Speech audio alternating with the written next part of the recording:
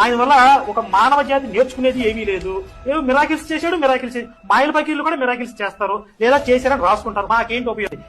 ఒక నరబలిని నమ్ముకుంటే మనం ఫ్రీగా స్వర్గానికి వెళ్ళిపోతాం ఒక మూఢ నమ్మకం తప్ప. యేసును చూసి ఏం తెచ్చుకోవాలి? నేను ఒక మూఢ నమ్మకం తగిలిస్తున్నారు నాకు. నువ్వు నమ్మ యేసు మీద ఎవరో అందరూ వచ్చి రాళ్లు వేస్తూ ఉంటే తప్పకుండా వెయ్యండి, ఆవిడ నేరమే చేసింది. కానీ మీరు ఏ తప్పు చెయ్యని వాడు ఎవడో ముందు రాయి వేయమన్నాడు. ఎవరి తప్పులు వాళ్ళు ఆలోచించుకున్నారు, రాళ్లన్నీ కింద పడ్డాయి. ఆ యువతి రక్షింపబడింది ప్రభువు చేత. వీళ్ళు వెళ్ళిపోయారు. తర్వాత యేసుక్రీస్తు మహానుభావుని యొక్క మాటలు అలా ఉంటాయి. అమ్మి నేను కూడా నీ మీద రాయి వేయజాలను అన్నాడు. ఎంతటి మహానుభావుడండి!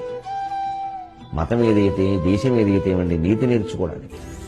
యేసుక్రీస్తు విషయంలో జరిగింది కూడా ఎన్ని మంచి మాటలు చెప్పాడు, ఆయన వేసేశారు శిక్ష. ఏ మంచి వాడిని బతకనిచ్చారు. వేరే ఏ ఫిలాసఫీలో ఏ మతంలోనూ ఎక్కడా లేనిది క్షమించే గుణం. ఆయన కరుణామయుడనే అంటారు ఆయన్ని. సో ఆ లక్షణాన్ని అంత పరాకాష్ఠకు తీసుకెళ్లడంలో నేను వేరే ఎక్కడా నేను చదువుకున్న పురాణాల్లో కానీ హిస్టరీలో కానీ ఎక్కడ నేను తెలీదు. అది నాకు చాలా బాగా నచ్చింది.